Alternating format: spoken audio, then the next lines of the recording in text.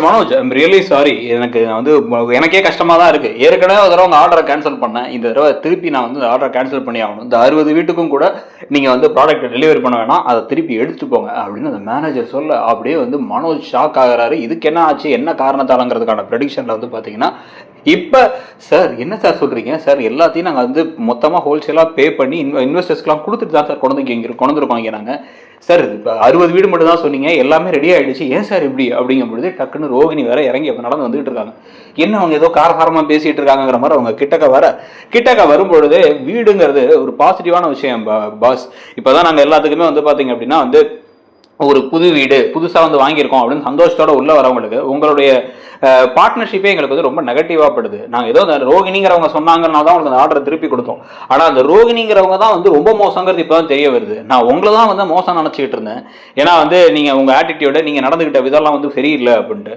ஆனால் உங்கள் ஒய்ஃப் உங்களுக்கும் மோசமான ஒரு ஆளாக தான் இருக்காங்க அப்படின்னு வந்து சொல்லிட்டு இருக்கும் பொழுதே வந்து சார் எனக்கு ஒன்றுமே புரியல சார் அப்படிங்கிறாங்க. டக்குன்னு ரோகிணியும் கிட்டக்கு வராங்க. ரோகிணி கிட்ட என்ன சார் அப்படின்னா வந்து மேடம் நீங்கள் இதுக்கப்புறம் வந்து எதுவுமே உங்கள்கிட்ட நான் பேச எக்ஸ்ப்ளனேஷன் கொடுக்க விரும்பல. தயவு செஞ்சு நீங்கள் வந்து ஒழுங்காக வந்து ஆர்டரை திருப்பி எடுத்து போயிடுங்க.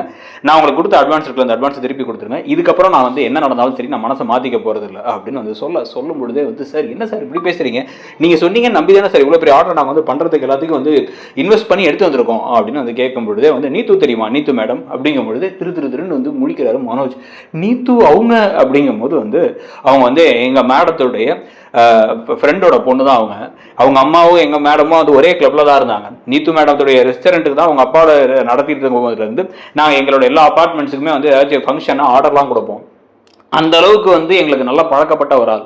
ஆனால் அவங்க நிலைமை இப்போ என்ன அப்படிங்கும்போது நிலைமை அப்படின்னு வந்து பார்த்தா டக்குன்னு அந்த பக்கம் வந்து நடந்து வந்துட்டு இருக்காங்க. நீத்து காலில் வந்து அடிபட்டிருக்க, ஒரு கிரச்சு வச்சிருக்காங்க, கையில் வேற பார்த்தா ஒரு அடி இருக்கு. அப்படியே அவங்க நடந்து மெதுவாக தாங்கி நடந்து வந்துட்டு இருக்கு. கூட அவங்கள கை தாங்குறா யார் கூப்பிட்டு வரான்னு பார்த்தா இந்த பக்கம் மீனாவும் இந்த பக்கம் முத்துவும் நடந்து வராங்க. உடனே இவங்க இங்கே அப்படிங்கும் பொழுதே வந்து வாங்க முத்து, வாங்க மேடம் அப்படின்னு நீத்துவை பார்த்து அவங்க இது பண்ண அப்படின்னு தலையை மட்டும் ஆட்டுறாங்க. நீத்து தலையாட்டி அவங்க மறைக்கும் பொழுதே வந்து நீத்து மேடத்தோடைய இந்த கதிக்கு வேற யாரு காரணம் தெரியுமா அப்படின்னா வந்து முத்து என்னடா அது ஒன்னாலதான் எனக்கு எல்லாம் என் வாழ்க்கை ஃபுல்லா நிம்மதி இல்லாமல் போயிடுது, ஏதாச்சும் ஒரு பிரச்சனை தேவையில்லாம எடுத்துட்டு வர அவங்கள எதுக்கா போட்டு அடிச்ச பாரா இப்ப கடைசியில் ஏன் ஆர்டரை கேன்சல் பண்றாங்கிறாங்க.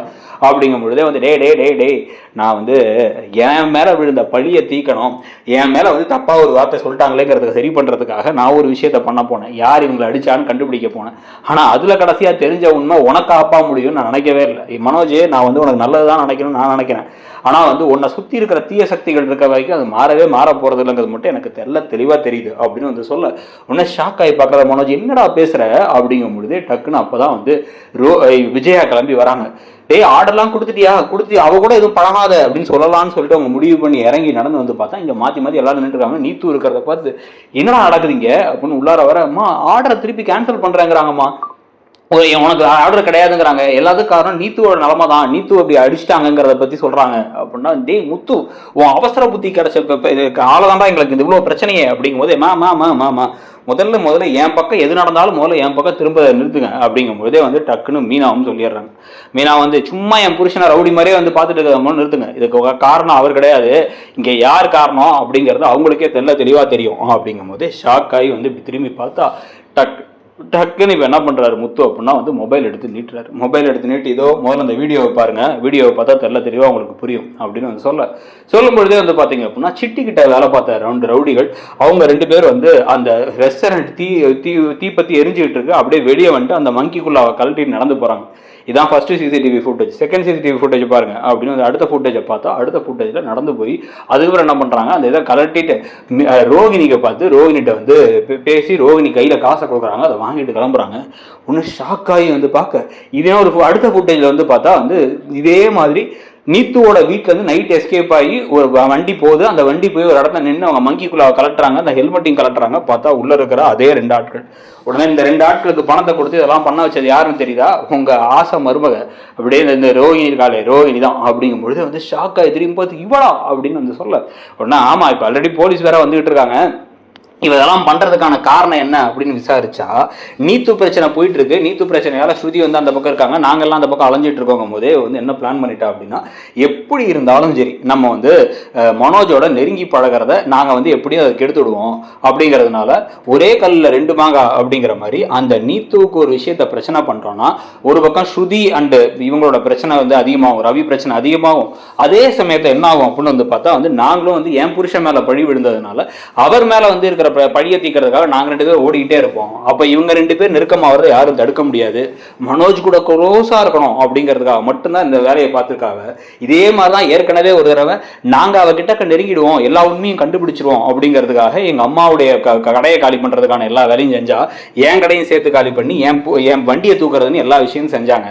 அதே மாதிரி விஷயத்தான் திருப்பி இப்ப பிளான் பண்ணி எங்களுக்கு வேற ஒரு குடைச்சலை கொடுத்தா நாங்க எஸ்கேப் ஆயிடுவோம்னு நினைச்சு எல்லா வேலையும் செஞ்சிருக்கா.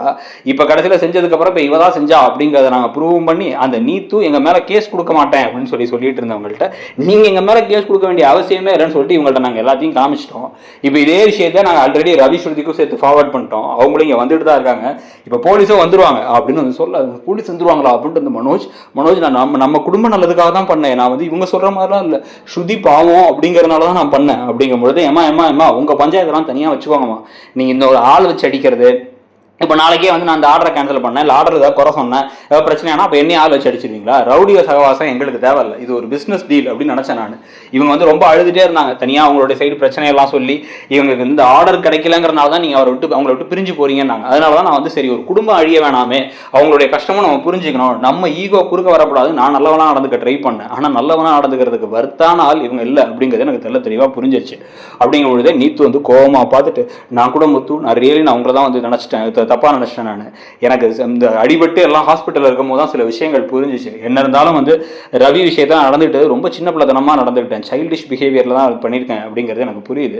அதனால தான் வந்து நான் முதல்ல இனிமேல் அந்த விஷயத்தை நான் வந்து இதுக்கப்புறம் எதையும் நான் தலையிட போகிறதில்ல.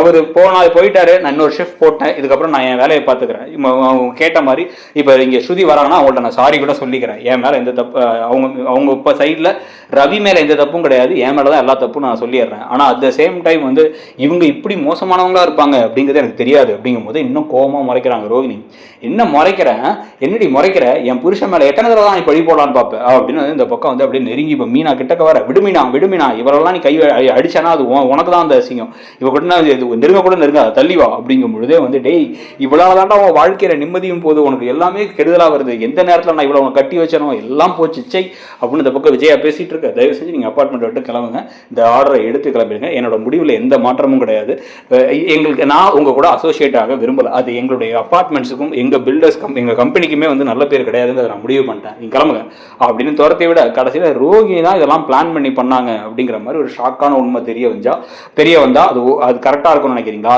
இல்ல ஸ்ருதியோட அப்பா தான் இதை பண்ணிருப்பாரு, கடைசியில் இப்ப ஆல்ரெடி வந்து லீக் ஆகிட்டு இருக்கிற இன்ஃபர்மேஷன் மாதிரி ஸ்ருதியோட அப்பாவோட மரணத்துக்கு இதெல்லாம் தான் காரணமா இருக்கும் அப்படின்னு வரதுக்கான வாய்ப்பு இருக்குன்னு நினைக்கிறீங்களாங்கிறதையும் சொல்லிட்டு நம்ம சேனல்லையே மற்ற ப்ரெடிக்ஷன் வீடியோஸையும் பாருங்க. ஐயனார் துணையில் ஒரு ஷாக்கிங்கான ப்ரெடிக்ஷன், இதுக்கு அடுத்து வந்து பாண்டியன் ஸ்டோர்ஸோட ப்ரெடிக்ஷன்லாம் இருக்கும். அப்படியே வந்து பார்த்தீங்க அப்படின்னா நம்ம சேனலில் ஒருவேளை நீங்கள் இன்னும் சப்ஸ்கிரைப் பண்ணலை அப்படின்னா சப்ஸ்கிரைப் பண்ணிவிட்டு அந்த பெல் ஐக்கானையும் கிளிக் பண்ணிக்கோங்க. தேங்க்யூ.